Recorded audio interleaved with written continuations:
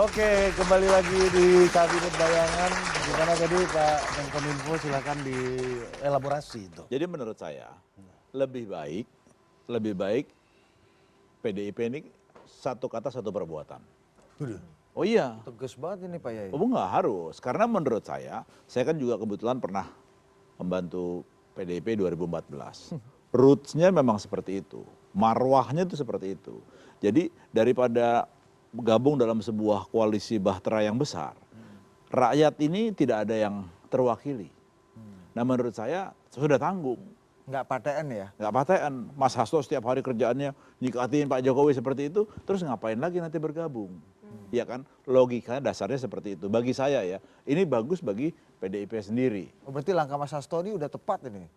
Tergantung. Setiap hari membuat Sikapnya. press conference untuk mengkritisi gitu. Kalau kami ini, para praktisi komunikasi ini, caranya Mas Hasto ini kan ada dua arti.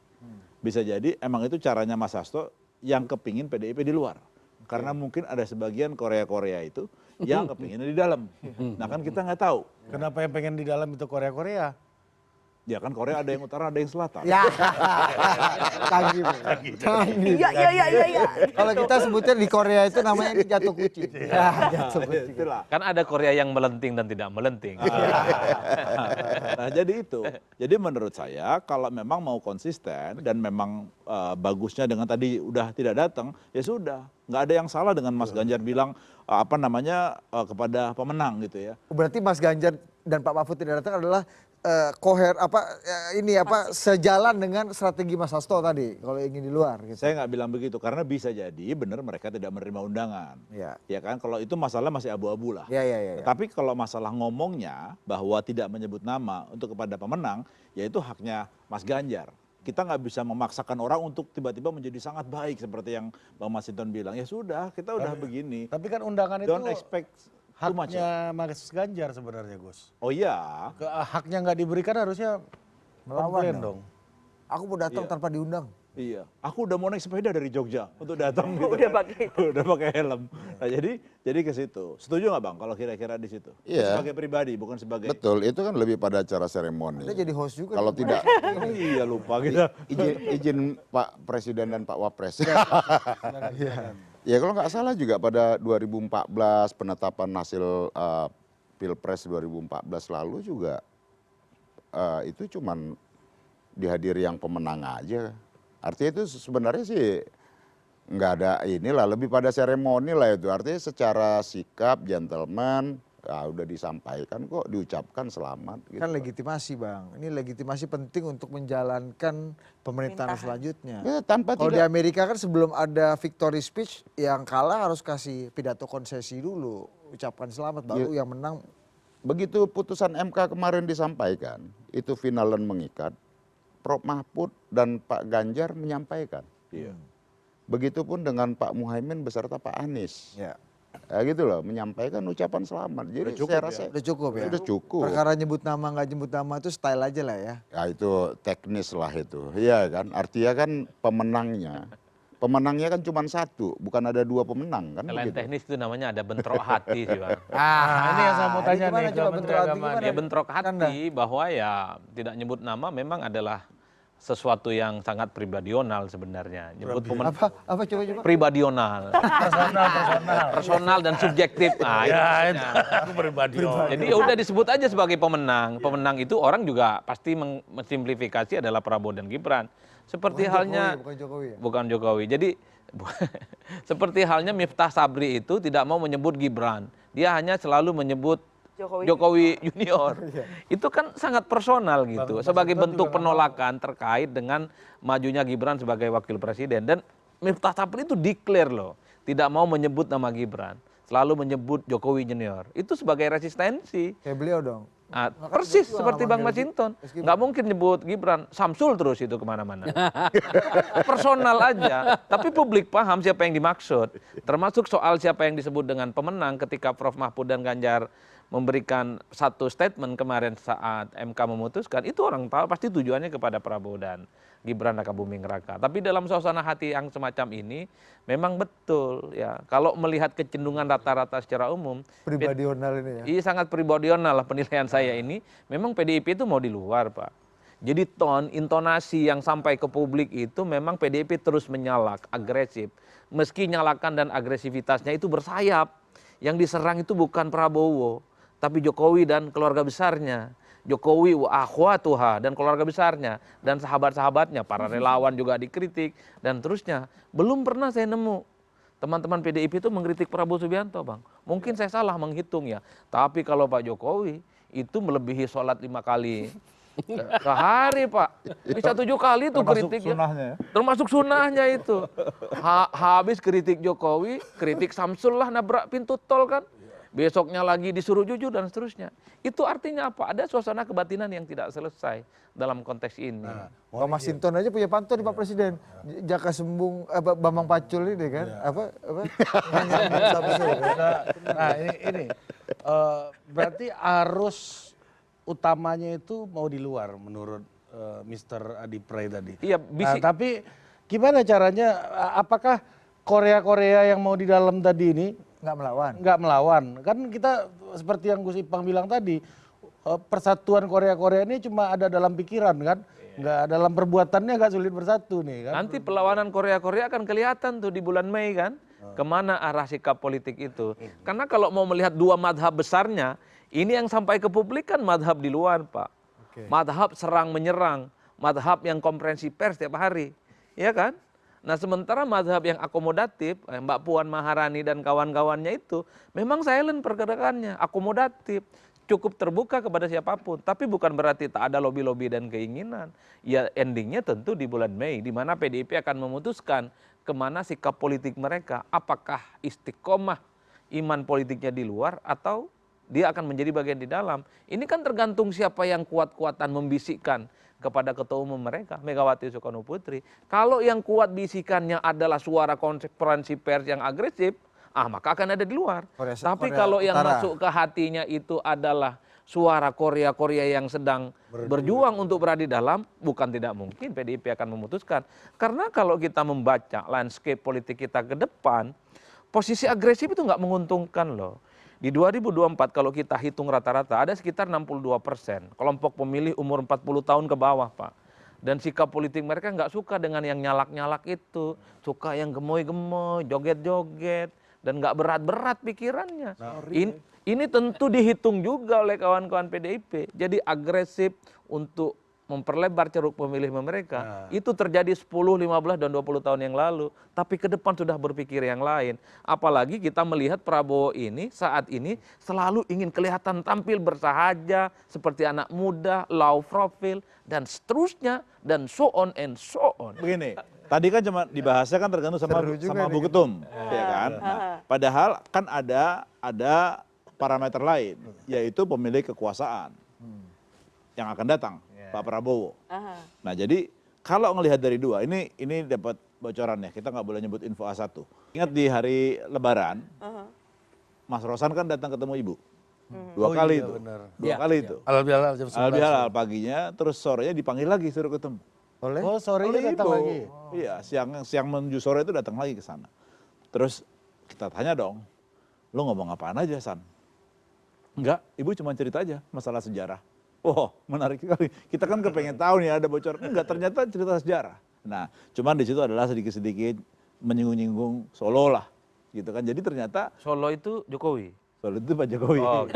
Harus jelas soalnya Bang, Solo banyak sekarang. Pak Jokowi dan anaknya, juniornya. Solo sejarah dan Solo itu ya Benny Murdani harus. Ya. Nah jadi memang bahwa aromanya Mas Hasto itu bukan murni hanya Mas Hasto. Jadi sampai ke Ibu juga ada sedikit, cuman tonnya nggak se-vulgar itu. Oh, berarti nuansa Ibu hari ini adalah nuansanya yang dibangun atau ditampilkan oleh Mas Hasto, kesimpulan Anda? Enggak, itu kan saya cerita habis Lebaran. Kan ini kan udah beberapa minggu setelah Lebaran. Ya artinya memang faksinya yang Korea Selatan ini belum terlalu kuat pada waktu itu. Nah kan kita masih ada 6 bulan ke depan. Itu pertama. Kalaupun akhirnya menuju ke selatan, pertanyaannya apakah K4 ini mau mengakomodir juga? Itu kan keempat tuh bahasa pemain, Ya, bahasa normal manusia ini. Kubunya Pak Prabowo. Nah, gitu keempat. Nanti habis Itu ini Kertanegara 4. Habis ini Senopati, Gunawarman, semua jalan nih kan. Ya jadi ke situ. Nah ini menariknya di situ sih sebenarnya. Boleh sedikit. Bu, banyak, Anda banyak. Jadi tadi ada perbincangan kita posisi PDI Perjuangan, Iya. gitu ya. Apakah di pemerintahan atau oposisi kan begitu. Betul. Yang pasti PDI Perjuangan sudah punya pengalaman menjadi pemerintah, yaitu masa Joko Widodo. Pemerintahan Joko Widodo ada pemerintahan PDI Perjuangan. Kenapa? Karena PDI Perjuangan atau Joko Widodo jadi presiden karena PDI Perjuangan. Itu nggak bisa dinafikan. Bahkan visi misi dan nawacita disusun di PDI Perjuangan. Boleh jadi ikut terlibat waktu nyusun tersebut. Artinya ini adalah pemerintahan PDI Perjuangan. Dan kemudian kita lihat masa SBY. Dua periode jadi oposisi. Jadi artinya bagi PDI Perjuangan tidak masalah dari sudut pengalaman dan mereka sangat diakui oleh masyarakat apakah di oposisi atau di pemerintahan.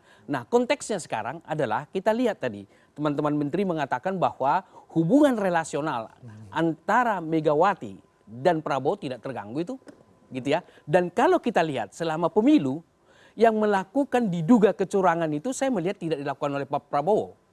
Yang menggelontorkan daripada bansos itu siapa? Ya temannya presiden kali gitu ya.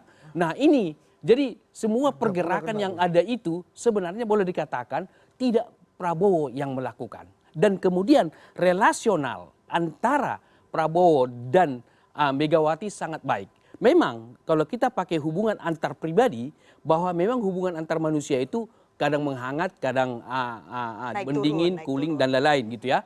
Tapi tidak pernah ada hubungan yang putus antara Prabowo dan Megawati. Megawati kan salah satu tokoh yang berperan ketika Prabowo kembali ke Indonesia. Saya kira gitu harus kita akui. Nah hubungan mereka berdua ini sangat baik sekali. Sekalipun ada kadang-kadang menghangat dan mendingin gitu ya. Nah namun tidak pernah terbakar. Kalau terbakar berarti putus gitu ya. Kalau Pak Jokowi? Nah, tunggu dulu. Berarti ada sosok tertentu yang memang ada terbakar hubungan itu dan itu tidak gampang mengendalikan. Saya tidak mau sebut namanya. Kasih cepat dulu. Hah? Udah. Belum. Nah, oleh karena itulah maka PDI Perjuangan kalau saya melihat bisa saja nanti bagian dari pemerintah karena memang hubungan relasi dengan Pak Prabowo tidak ada terganggu. Dan saya berpendapat sebagai seorang menteri gitu ya bahwa sebaiknya bisa saja bergabung. Dengan demikian maka Prabowo lebih kuat lagi, tidak ada lagi dua tokoh yang matahari bersinar. Karena ketika PDI Perjuangan masuk, sosok tertentu akan keluar. Pak Jokowi.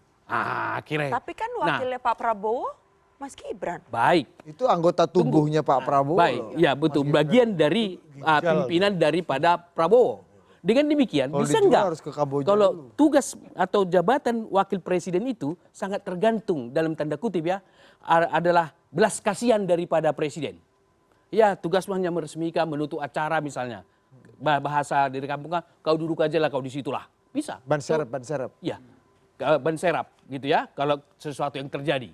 Kalau tidak terjadi, ya bisa saja habis satu periode dia habis di situ juga. Jadi oleh karena itu saya kira sangat tepat perlu dipertimbangkan. Bahwa? PDI Perjuangan bagian dari pemerintahan yang akan datang supaya memang Prabowo semakin kuat. Ini berarti Korea Selatan nih beliau. Semakin kuat.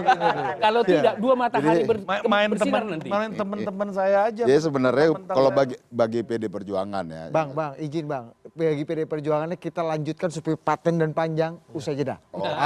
Kami akan kembali. Usai jeda.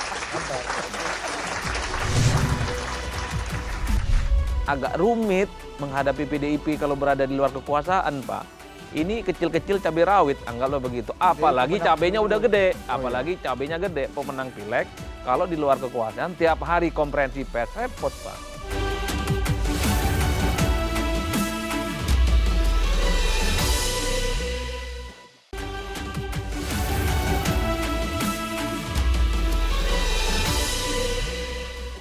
Oke, kita kembali lagi di rapat kabinet bayangan, kita ke Bang Masinton dulu. Sudah sebaiknya tadi bahwa PDI Perjuangan ada di dalam. itu sebaik-baiknya. Pertanyaannya dulu. Jadi yang saya Di KTA-nya Bang Masinton ini Koreanya utara apa?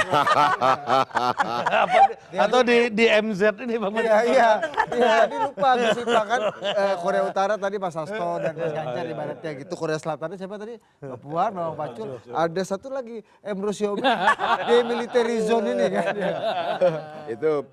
itu hebatnya PD Perjuangan, dinamika politik dalam PD Perjuangan itu memang sangat ini ya.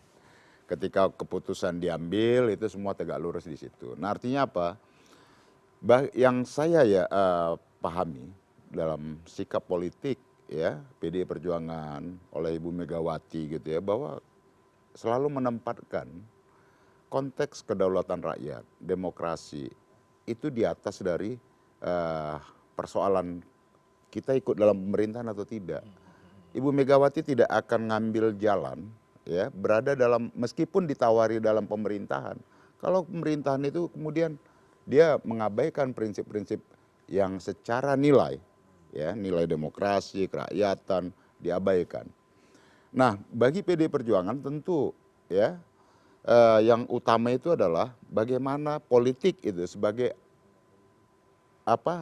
sebagai sarana untuk memperjuangkan kedaulatan rakyat tadi, memperjuangkan hak-hak rakyat tadi. Artinya kalau saya melihat apakah berada di dalam pemerintahan atau di luar pemerintahan, yang utama pasti yang dinegosiasikan pertama itu adalah bagaimana kita mengembalikan reformasi dan demokrasi yang hari ini sudah buram.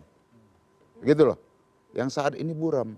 Nggak mungkin dong kita kemudian mengabaikan prinsip-prinsip reformasi demokrasi, apalagi yang dia harus berbasis pada konstitusi kita ya sebagai sebuah bangsa. Kemudian kita mengabaikan ini semua, kita ikut dalam kekuasaan yang mengabaikan prinsip-prinsip reformasi dan demokrasi ini. Tapi kata Bang Emrus lebih bermanfaat PD Perjuangan kalau ada di dalam. Biar tidak ada matahari lagi. Lah iya, artinya bahwa ya kalau mau di dalam pemerintahan, terus kemudian kita menafikan demokrasi ini, ya kalau di dalam pemerintahan ya artinya kita harus dalam posisi memperjelas garis arah reformasi dan demokrasi kita kembali. Tidak mungkin kemudian kita membiarkan ya demokrasi yang sudah buram ini. Demokrasi kita mengalami keburaman nih hari ini. Ini harus kita buat terang kembali. Artinya bahwa kalaupun PDI Perjuangan kemudian di dalam pemerintahan atau di luar pemerintahan, prinsip-prinsip reformasi demokrasi inilah yang menjadi landasan utamanya, bahwa partai didirikan bukan untuk sekedar berkuasa, tetapi partai dia mau berkuasa tidak berkuasa ada nilai yang diemban. Nilai politik apa? Kerakyatan, keberpihakan. Nah itu. Bang izin, tapi kalau kata Prof. Emrus tadi, satu-satunya jalan quote unquote untuk menyingkirkan pengaruh Jokowi dari Pak Prabowo adalah dengan masuk ke barang ini ke dalam. Ya itu kan enggak Itu kan maunya sana, tapi kan maunya sini belum. Ini kan ibaratnya gini, kayak nilai tukar rupiah nih lagi anjlok. Pada waktu kita ngomong 1 bulan 2 bulan lalu mungkin PDIP nilai tukarnya masih bagus. Sekarang kan enggak, Terkoreksi. karena iya jauh. Saham-saham terkoreksi ya. Terkoreksi sekali, jadi memang fluktuasinya terlalu ekstrim sekarang ini. Kenapa? Karena gini, kan kalau Kim ini, Koalisi Indonesia Maju ini, kalau tanpa yang lainnya cuma 4 partai itu taruhlah 44% misalnya. Nama koalisinya aja udah kayak Korea ya, Kim ya. Kim, sengaja dipilih itu. Nah, Kim ini 44%. Dengan misalnya masuknya Nasdem dan PKB ke situ, itu kan sudah ketambahan 20% lagi. Kan jadi udah 64% taruh. Udah nggak butuh lagi. Gus Ipang izin, Pak Jokowi ini hanya menyisakan 1 PKS loh di luar. Ini kan kalau kita bicara rujukan dan Pak Prabowo adalah wajah dari keberlanjutan Pak Jokowi. Dan artinya style-style Pak Jokowi mungkin akan dilanjutkan. Dan harusnya lebih besar daripada itu. Exactly, Pak Jokowi hanya menyisakan PKS aja di luar barang ini. Loh, kan waktu itu kan masih akur. Sekarang kan enggak. Ini nggak bisa, bapernya ini akut. Jadi tidak semudah itu. Jadi 64% sudah lebih dari cukup untuk menjalankan pemerintahan ini ke depan. Ada konsekuensinya.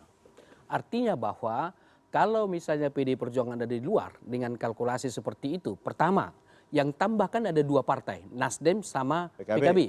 Ini pasti kepentingan yang harus disuapi, ada 2 kekuatan politik. Iya. Dibanding dengan masuknya PDI hanya 1, kan begitu. Dan kemudian PDI Perjuangan dia punya suara terbanyak loh sekarang. Di tengah guncangan tersebut mereka bisa menjadi pemenang. Dan kemudian relasional daripada Prabowo sama Megawati begitu bagus. Nah, terus terang saya berpendapat, kalau andaikan tergantung ya PDI Perjuangan ambil garis, karena beliau menjelaskan tadi adalah bukan persoalan di luar atau di dalam, tapi sejauh mana membuat demokrasi ini menjadi terang. Nah, kalau memang PDI Perjuangan masuk secara psikologis politik, salah satu di situ tokoh akan keluar dengan sendirinya. Siapa itu? Ya, yang Anda sebutlah, tahu lah itulah. Nah, Menurut oleh saya- karena itu, tapi kalau dibiarkan bahwa PDI tidak masuk, maka akan 2 matahari bersinar di sana. Karena ada kemungkinan, dan itu sudah diwacanakan di ruang publik, bahwa dia akan memimpin daripada koalisi tersebut. Saya terus terang mengatakan, jangan sekali-sekali Prabowo menyetujui ada sosok tertentu memimpin koalisi. Karena 2 matahari bersinar. Oleh karena itu, pimpinan koalisi harus di tangan Prabowo. Kan ada wacana itu muncul kan, bahwa partai pendukung dipimpin oleh 1 orang. Wah, Barisan Nasional. Barisan Nasional dipimpin oleh sosok tertentu. Itu akan menjadi duri bagi Prabowo. Kenapa? 2 matahari bersinar gitu loh. Dan obat dari duri itu adalah PDI Perjuangan masuk. Dengan masuknya PDI Perjuangan, maka bergaining position Prabowo justru lebih baik lagi. Tadi kan dibilang karena PDIP itu partai terbesar, Ya. makanya dibutuhkan masuk. Kalau Salah satu di antaranya. Ya, kalau saya melihat justru kebalik. Justru karena PDIP terbesar, itu dikhawatirkan akan mengganggu stabilitas Kim ke depan. Loh iya dong. Gimana? Coba Oh. Apa itu Kim itu? Kim itu apa itu? Enggak, ini Koalisi udah Indonesia barengan dari Maju. dulu. Ini A1 nggak nih? A1 nggak nih? Ini A0. Jadi kalau ini kan kita ngelihat partai terbesar di situ Golkar. Ya, kan? ya, Taruh betul. kursinya sekarang hampir 16 misalnya. Ya. Kursi suara ya. Tidak persentase. begitu jauh dengan Gerindra. Lebih dekat sama PDIP lebih tepatnya. Jadi kalau masuk PDIP, kan artinya nanti yang terbesar adalah PDIP. Ya. Nah, lebih susah ngatur 1 yang besar daripada 2 yang menengah. Artinya Golkar nggak jadi ketua kelas lagi tuh di situ karena paling gedenya PDIP. Bukan cuma Golkar sekali Anda nih. Bukan cuma Golkar, Gerindra. Gerindra pun juga sama, Iya, iya kan? Terus kalau misal nanti kedepannya akan lebih gampang ngancem-ngancem. Gua nggak suka nih begini, gua mainin kursi di parlemen, kan lebih berbahaya. Kalau di Kalau PDIP Dalam. masuk 1 tapi besar, iya kan? Lebih gampang 2 tapi tanggung. lebih banyak untungnya apa ruginya? Kalau Pak PDIP Prabowo. gabung. Kalau masuk nih untuk Kalau bagi saya stabilitas, pribadi, untuk menjalankan program-program, untuk melanjutkan keberlanjutan. lebih susah menghandle PDIP daripada 2 Nasdem dan PKB. Kalau menurut saya, kenapa? Pertama, sudah 2 tahun Pak Prabowo minta waktu ke Bu Mega, nggak dapat. Itu kan gampang. Muhaimin, Mas Imin ini begitu selesai, Sepupu Anda ini ya. sepupu saya, begitu selesai KPU langsung PDIP segitu mudahnya. Segitu mudahnya juga Caimin habis acara besoknya deklarasi sama Nasdem. Ya jadi itulah namanya Caimin. Jadi ya begitu. Bagi saya lebih fleksibel. Bang Surya sama aja. Habis udah diketok langsung besoknya ketemu sama Pak Prabowo. Kita udah lama Sesimpel itu. bersahabat, wow. Kita sudah lama bersahabat. Pak Kita Prabowo membangun datang bangsa. dijemput di depan mobil. Mas Anies jalan dulu ke dalam baru ketemu sama Pak Surya. Surya. Nah itu. Nah, artinya dari situ sudah kelihatan bahwa betapa mudahnya. Nasdem ini kan bin Golkar. Bin Golkar. Keturunan Golkar. Iya.